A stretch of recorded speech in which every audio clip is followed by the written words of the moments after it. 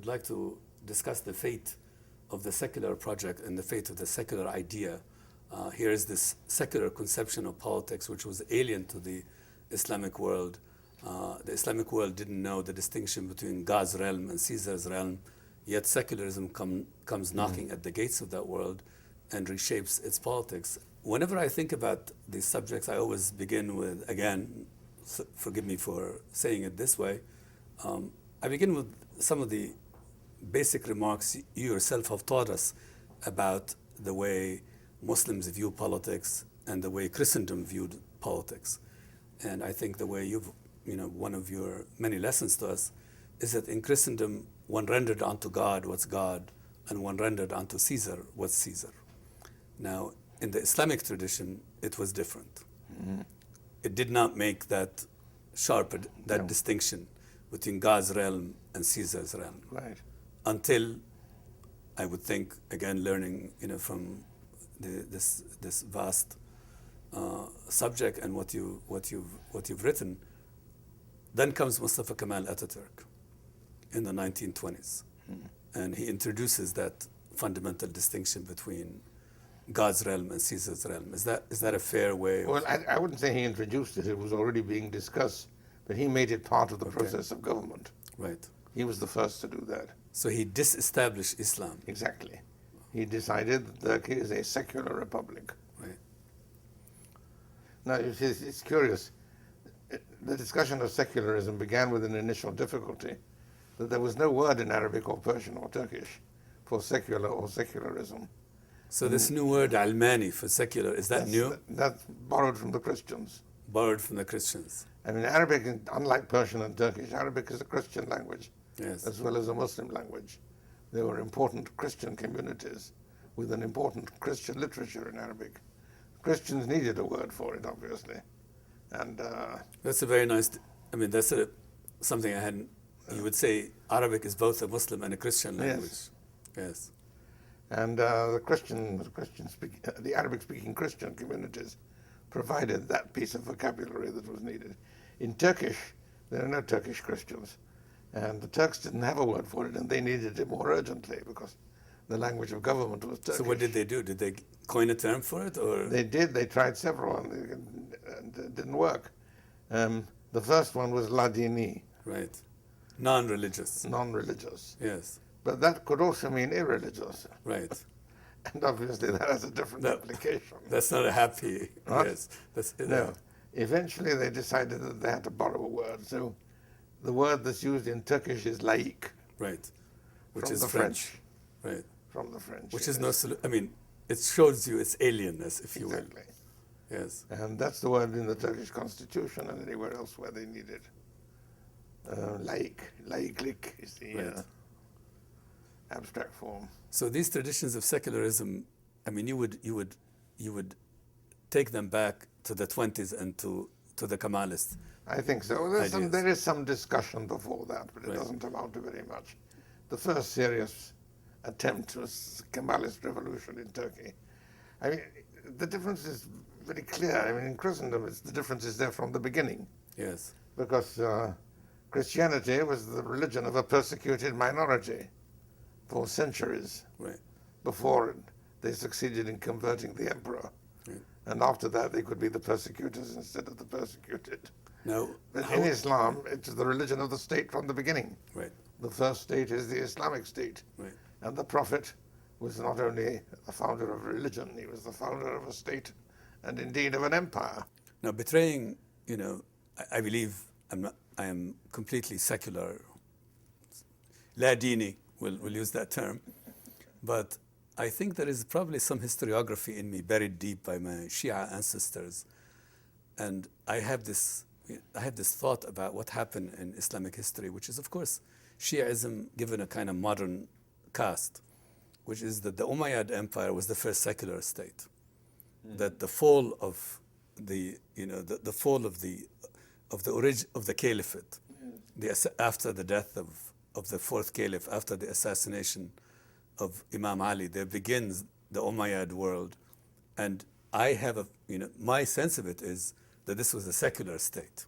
Is that completely is completely modernized. That's a Shiite point of view. It's a Shia point of view. I concede you this. So in a way, there is a... Though at the time, even the Shia wouldn't have used that term. How would they have... They would have seen it as a usurper state. Usurpers, exactly. So it was... Not the same thing. So the sword trumped the religious. Yeah. I mean, that's how I would...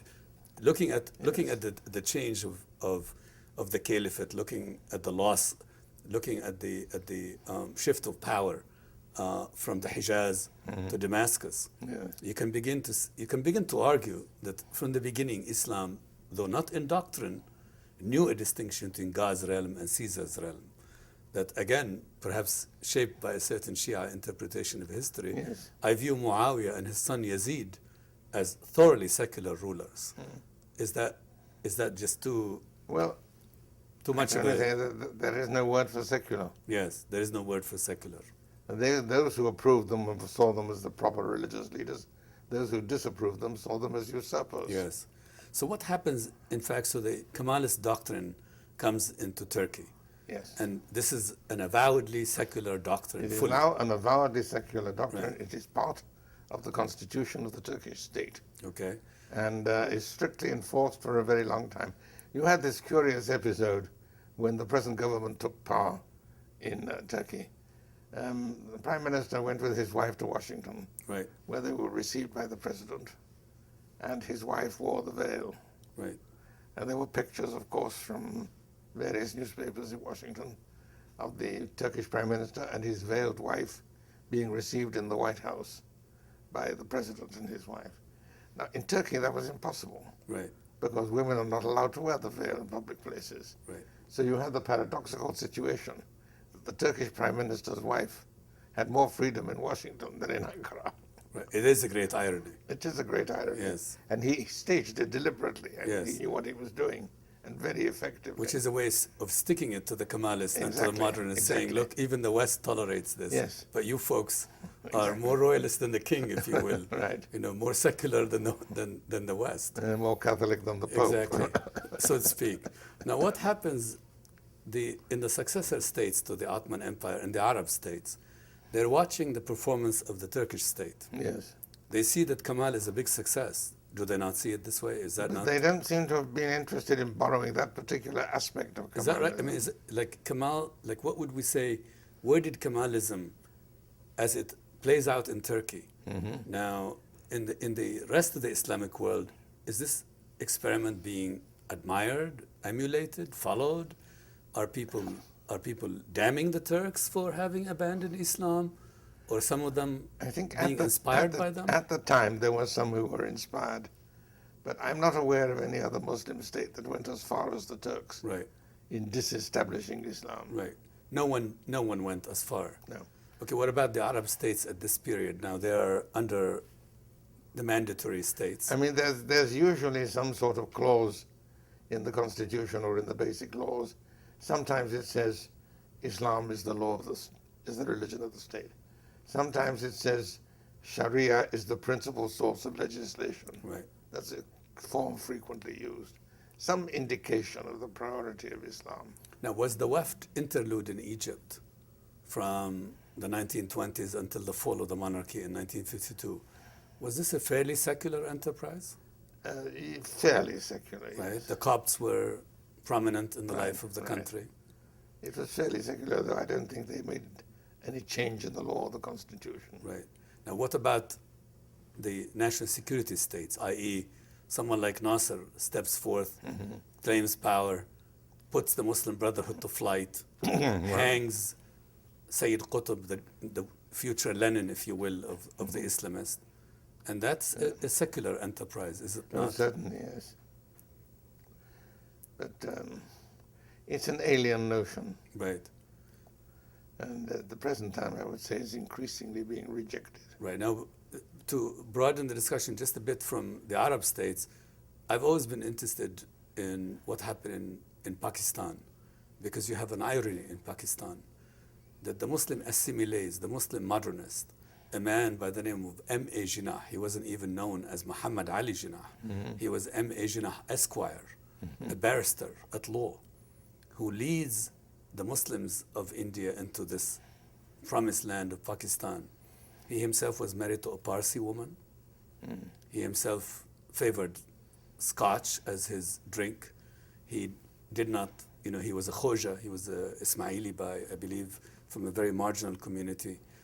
And if you take a look at Jinnah and his vision of Pakistan, it was a very secular vision. Is that false? Or? It was, I wouldn't say very secular, it was rather secular. I mean, for him and many like him, Islam was not so much a religion as an identity. Right. It was their distinguishing feature. It was what marked them off right. from the Hindus. Right. Well, I mean, I think in the case of Jinnah, and I've spent some time, he's interested me a great deal, and I've spent quite a bit of time reading about him and around him. Because what Jinnah was, he was, let's say, as much of a Muslim as Herzl was Jewish. Neither one of them was religious. Right. These are people who came to the political world and they realized that they were being defined, that in fact, when the doors were slammed shut in the face of Herzl, he became a Zionist. And in the aftermath of, the known history, in the aftermath of the Dreyfus trial and so on. Right. In the case of Jinnah discovered that this new world, occasioned by the fall of the British, would be a Hindu world in India.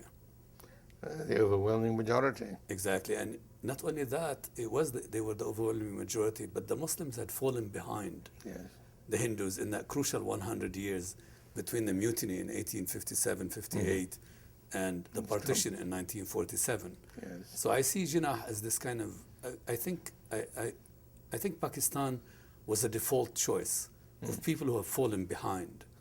And the idea was not to have a religious state.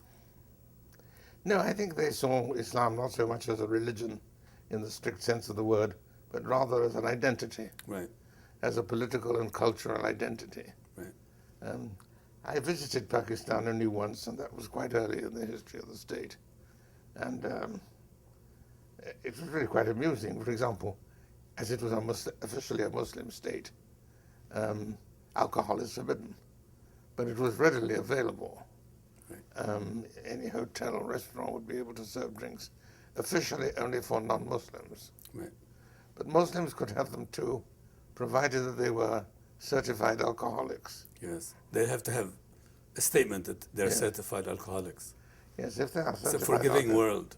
Yes. If they are certified alcoholics, so to speak, can't live without it. Yeah.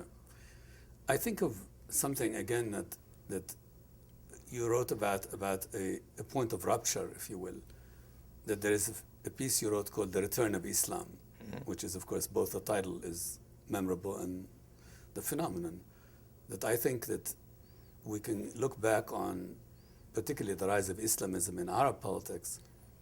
To use an expression from a colleague, it was on the 7th day of the 6-day war that Islamism begins. It's on the 7th day of the 6-day war. Because that's an interesting thought. Right, on the 7th day, because these regimes, particularly the Syrians and the Egyptians, and I remember that piece very well. You had begun the piece on the return of Islam by an article that appeared in the magazine of the armed forces of the Syrians. That was somewhat, it didn't show enough regard and respect for Islam. So when these national security states, these ideological states, these dictatorships, modern dictatorships, when they fell in defeat, when they were overrun, when they were overwhelmed in the 6-day war, the Islamists then, in fact, they regarded this as a verdict from the heavens. Right. And they read this as a defeat of maybe perhaps it wasn't a secular project, but this is the way they saw it. Yes. That this was the secular project. Yes. And they didn't make any clear distinction between non-religious and irreligious. Right. And I think they even didn't have any grief. They didn't feel any sorrow for the defeat of their national armies. No. Indeed, they had a fair amount of what the Arabs would call shamata, schadenfreude, over the defeat of Nasser and the defeat of the Syrians. That if the Egyptians regime are torturing the Muslim Brotherhood and defeating them, look what's happening to you on the battlefield. Yes. Defeat at the hands of a state, the very identity of which is defined in terms of a religion. So where is secularism in the Arab world, more narrowly in the Arab world today? Well, it's still there, but I think it's under siege, shall we say. Is Saudi Arabia a secular state? I don't think so. Would you, I mean, there is the House of Saud, and there is Al Sheikh, the religious establishment. Yeah. And they are partners in... Yeah. I think it might be useful to distinguish between religious and ecclesiastical. Okay. So would you say that Saudi Arabia is an ecclesiastical state? Yes. It doesn't strike me as particularly religious. Not particularly religious. No. And in fact, the Wahhabi religious class is very subordinated to the monarchy. Exactly. And relies on the monarchy for its treasure, for its subsidy. So is the secular project on the ropes? Is that it? I mean... At the moment, I don't think it's faring very well. It's also a question of identity. How do you define your identity? Right. And as we saw earlier, I mean, for a very long time, the basic definition of identity was by religion. Right. Of one's own and that of other people. Right. I mean, all these different terms of nationality, by country, by ethnicity, and so on. This is all modern. Right. And all relatively unimportant in the larger perspective of history.